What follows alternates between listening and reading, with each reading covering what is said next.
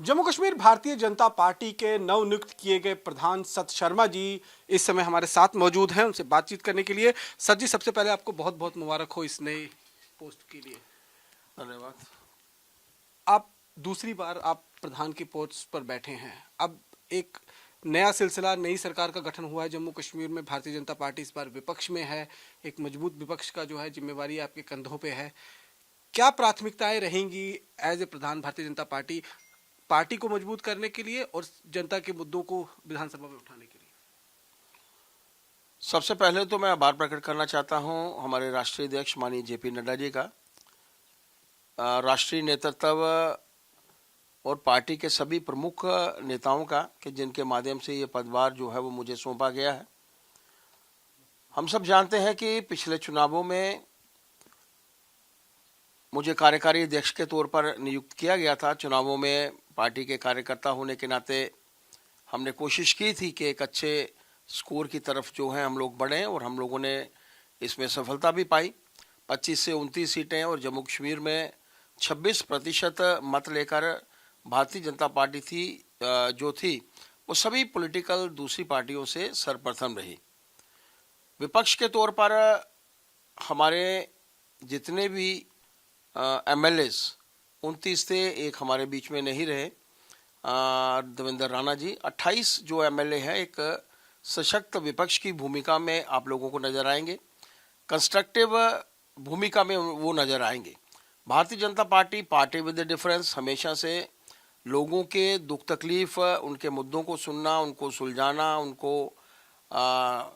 एक तरीके से उनके ऊपर कार्य करना, यही भारतीय जनता पार्टी की पहचान है। जहाँ जहाँ जरूरत होगी और हमें लगेगा कि दोनों प्रदेश के दोनों खित्तों के साथ भारतीय जनता पार्टी जम्मू से चुनकर आई है। हमारे 28 के 28 एमएलए जो हैं वो जम्मू प्रोविंस से हैं, लेकिन दोनों खित्तों का एक सा डेवलपमेंट हो, एक सा बर्ताव हो, इसको लेकर हमारे एमएलए जो हैं असेंबली में भी काम करेंगे। और हम लोग जो हैं ज़रूरत पड़ेगी पार्टी के संगठनात्मक कार्यों को लेकर, पार्टी के रचनात्मक कार्यों के साथ साथ जहां जरूरत पड़ेगी पार्टी के हर कार्यकर्ता जो है सड़कों के ऊपर भी आपको नजर आए।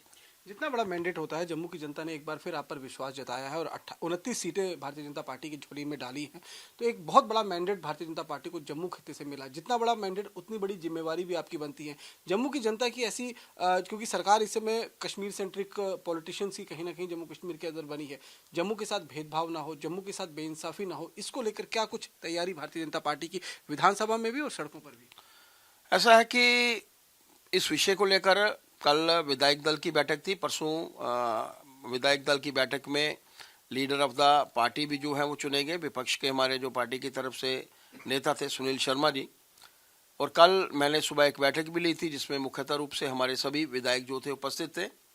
मैंने पहले भी आपसे चर्चा की कि प्राथमिकता हमारी यही है कि किसी भी जम्मू कश्मीर के किसी भी खित्ते के साथ भेदभाव नहीं होना चाहिए।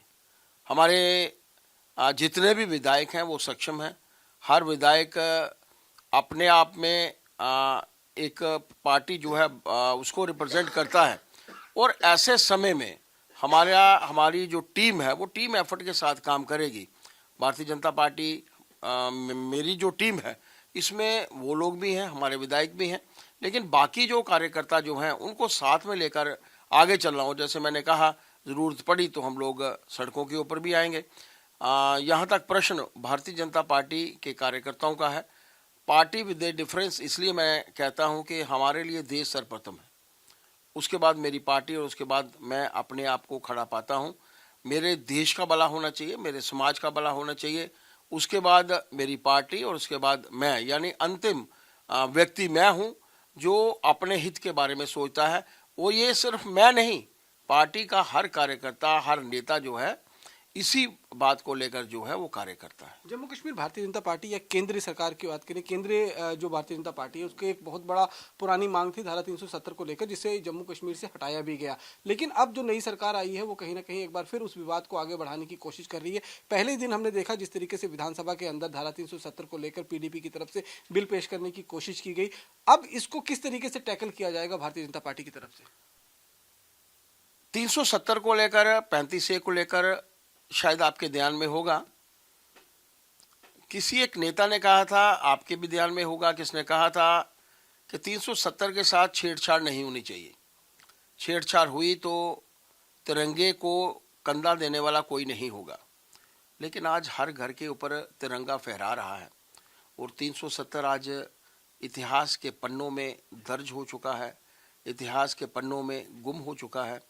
मेरा मानना है कि मात्र लाइमलाइट रहने के लिए कुछ लोग जो हैं 370 के ऊपर बात करते हैं, वो समझते हैं कि इतिहास में गई हुई वस्तुएं जो हैं वो वापस नहीं आती। लेकिन अगर विधानसभा में इस मुद्दे को दोबारा उठाया गया तो भारतीय जनता पार्टी उसका आप लोगों ने वो पहला दिन देख लिया है। मात्र 3 सीटों के साथ पीडीपी जो थी, जिनके माध्यम से ये बात हुई, तो हमारे जांबाज सिपाही जो थे वो खड़े हुए। जैसे मैंने पहले भी कहा, जो इतिहास के पन्नों में दर्ज हो चुका है वो इतिहास से वापस नहीं आ सकता। और आप लोग देखेंगे आगामी आने वाले समय में भी ऐसे विषय जो भी आएंगे जो इस प्रदेश के हित में नहीं है। अगर प्रदेश के हित में होते तो 70 वर्ष में के अंतराल के बाद हमारे प्रदेश का इतिहास अलग होता। हमारे प्रदेश में डेवलपमेंट का वातावरण बना होता। ऐसा डेवलपमेंट का वातावरण नहीं था। अगर हम लोग गड़े मुर्दे उखाड़ने की कोशिश करेंगे, आपके ध्यान में आएगा कि मात्र 100 परिवार ऐसे थे जिन्होंने बेनिफिट लिया है और वो 100 परिवार ही सिर्फ इसका फायदा लेते थे 370 का। इस विषय को आम नागरिक समझ चुका है। अगर आम नागरिक नहीं समझ चुका होता तो भारतीय जनता पार्टी इस इतिहास की तरफ जो है वो नहीं आ पाती। भारतीय जनता पार्टी ने जम्मू कश्मीर में 19 सीटें लड़ी और उसमें 2 सीटों पे भारतीय जनता पार्टी दूसरे नंबर पर रही, यानी हम लोग जीतने की स्थिति में थे। ऐसे समय में आम जनता को अब पता चल चुका है कि वो पॉलिटिकल पार्टीज जिन्होंने कभी भी डेवलपमेंट की तरफ जो है अग्रसर नहीं हुए, कभी जम्मू कश्मीर में शांति बहाली हो इस तरफ उन्होंने जो है वो काम नहीं किया। आज वही परिस्थितियां आगे आई कि 370 हटने के बाद, 35 से हटने के बाद जो एलजी एडमिनिस्ट्रेशन के माध्यम से, एलजी साहब के माध्यम से, माननीय होम मिनिस्टर साहब के माध्यम से जो एक डेवलपमेंट का वातावरण यहाँ पर बना, एक शांति का माहौल बना। एलजी एडमिनिस्ट्रेशन के अंतर्गत चुनाव हुए और भगवान ने भी आशीर्वाद रखा कि कोई अनटूवर्ड इंसिडेंट जो है उसमें आपको देखने का मेरा नहीं। सवाल ये धारा 370 को लेकर इसलिए था क्योंकि कल फ्लोर ऑफ द हाउस में चीफ मिनिस्टर ने भी इशारों में इस बात को लेकर कहा कि अभी तो 3 पार्टी के एक जो तीन मेंबर्स की एक पार्टी ने ये सवाल उठाया है, इंडिविजुअल इसकी कोई कैपेसिटी नहीं बनती है, लेकिन आने वाले दिनों में उसको भी जो 41 जो सरकार में है पार्टी, वो भी इसको फ्लोर ऑफ द हाउस में जो उठाने की तैयारी करेगी, लेकिन जो मेन सत्र जो यहाँ जम्मू में लगेगा। सैनी साहब, कोई भी इतिहास में गई हुई वस्तु वापस नहीं आती। अगर इतिहास में गई हुई वस्तुएं वापस आती, 370 जब हमारे ऊपर थोपा गया था तो एक टेम्परेरी प्रोविज़न के नाते थोपा गया था, जिसके बारे में किसी ने कहा था कि घिसते घिसते घिस जाएगा। आज वो घिसते घिसते घिस गया है। जब वो घिसते घिसते जो घिस गया है वो इतिहास से वापस नहीं आएगा। जो लोग लाइमलाइट में रहना चाहते हैं, वातावरण यहाँ का खराब करना चाहते हैं, वो इस विषय को लेकर बोलेंगे। को लेकर अब बहुत उम्मीदें जताई जा रही हैं क्योंकि खुद देश के प्रधानमंत्री, गृह मंत्री कह चुके हैं थे कि पहले डिलिमिटेशन, फिर चुनाव और उसके बाद स्टेटहुड दिया जाएगा। और ये कहा जा रहा है कि नवंबर में जो सत्र लगने वाला है उसमें जो है वो बिल लाया जा सकता है। कितनी उम्मीदें हैं स्टेटहुड की जल्दी मिलने की? ऐसा है कि प्रधानमंत्री जी ने भी इस विषय पे बात की है। माननीय होम मिनिस्टर साहब ने भी अपने भाषणों में भी बात की है कि जब उचित समय आएगा इसके ऊपर डेफिनेटली कार्य होगा। और मेरा मानना है कि हम लोगों को भी उचित समय का इंतजार जो है वो करना चाहिए। अभी जब से सरकार का नई सरकार का गठन हुआ है, आतंकवाद एकदम से बढ़ोतरी देखने को मिल रही है। पिछले 15 दिनों में 10 से 12 अटैक कश्मीर घाटी में, एक अटैक जम्मू के अंदर जो है वो हो चुका है। ये बढ़ते हुए आतंकवाद का कारण क्या देख रहे हैं आप? कुछ लोगों के एजेंडाओं के ऊपर हम लोग बात करें, कुछ पॉलिटिकल पार्टीज के ऊपर, मैं नाम नहीं लेना चाहूँगा। शायद उन लोगों को लगता होगा कि भारतीय जनता पार्टी, जैसे मैंने आपको कहा कि एलजी एडमिनिस्ट्रेशन के चलते, हालांकि एलजी एडमिनिस्ट्रेशन का ना भारतीय जनता पार्टी से कोई लेना देना है ना तो किसी दूसरी पॉलिटिकल पार्टी से, उनके रहते हुए भी चुनाव जो था एकाएक बहुत बढ़िया वातावरण में जो था वो संपन्न हुआ।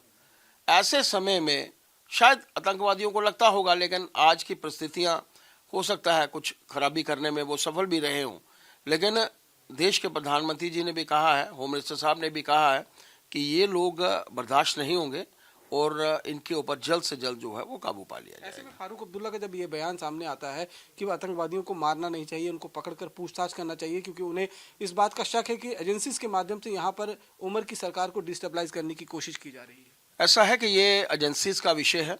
एजेंसीज में रहने वाले जो काम करने वाले ऑफिसर्स हैं, दे आर बेटर इंटेलेक्चुअल्स। मैं ये नहीं कहूँगा कि मैं कम इंटेलेक्चुअल हूँ या कोई और जो है वो कम इंटेलेक्चुअल है, लेकिन उनको अपनी सूझ समझ से काम करने दीजिए। वो अपनी सूझ समझ से काम कर रहे हैं। अगर जैसे मैंने पहले भी कहा, अगर अपनी सूझ समझ से काम नहीं कर रहे होते तो शायद चुनावों में जो वातावरण खराब करने की कोशिश पाकिस्तान के इशारे पर हो रही थी, वैसे हम लोग जो थे वो सफल नहीं हो पाते। मेरा मानना है कि ऐसे समय में और ख़ास तौर पर जो आने वाला समय है, देश में प्रधानमंत्री जी भी जम्मू कश्मीर के विषय को लेकर चिंतित रहते हैं, होम मिनिस्टर साहब भी जम्मू कश्मीर के विषय को लेकर चिंतित रहते हैं। ऐसी तशद्दुद की जो घटनाएं हैं उनके ऊपर जो है वो जल्द काबू पा लिया फारूक अब्दुल्ला के बयान को किस तरीके से देखते हैं? क्या लगता है राजनीति से प्रेरित है जाए। या पाकिस्तान को खुश करने की कोशिश है? मैंने कहा कि लेट द जो हमारी जो एजेंसीज हैं उनको काम करने दीजिए, उनको डिसीजन लेने दीजिए किस तरीके से कौन सी परिस्थितियों में काम करना है।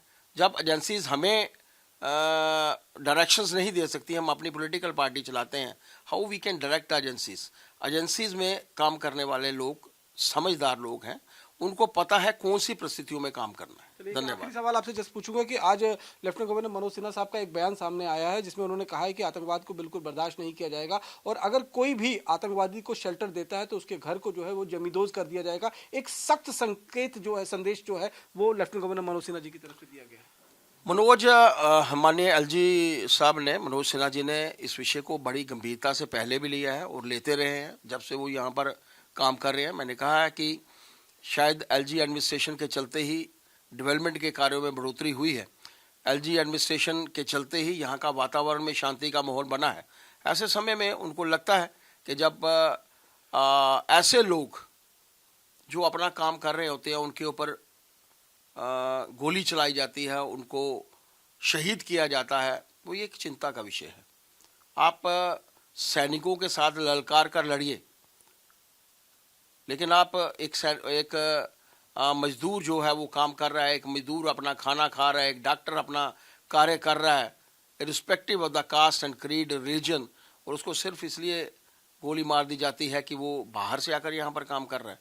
ऐसे समय में डेफिनेटली उनको सख्ती से निपटा जाना चाहिए और एलजी एडमिनिस्ट्रेशन ने, अगर एलजी साहब ने इस विषय को कहा है तो डेफिनेटली वो इस विषय को लेकर चिंतित भी। बहुत बहुत शुक्रिया हमसे बातचीत करने के लिए। तो ये थे जम्मू कश्मीर के नए प्रधान भारतीय जनता पार्टी के सत शर्मा जी, जिन्होंने साफ तौर पर कहा कि आतंकवाद किसी भी सूरत में बर्दाश्त नहीं किया जाएगा और अगर यहाँ पर आतंकवाद दोबारा सिर उठाने की कोशिश करेगा तो उसे कुचल दिया जाएगा। साथ ही साथ में जम्मू की जनता ने जो मैंडेट दिया है उसको भी सिर से मतलब कहीं ना कहीं उसका जो है वो लेते हुए, और ये कहा गया है कि जितना भी कोशिश होगी जम्मू कश्मीर की जनता के साथ भेदभाव ना हो, दोनों रीजन को एक साथ लेकर आगे चलने की कोशिश जो है वो भारतीय जनता पार्टी की रहेगी। कैमरा पर्सन सुनील के साथ रमन सैनी, इंडिया डेली, जम्मू।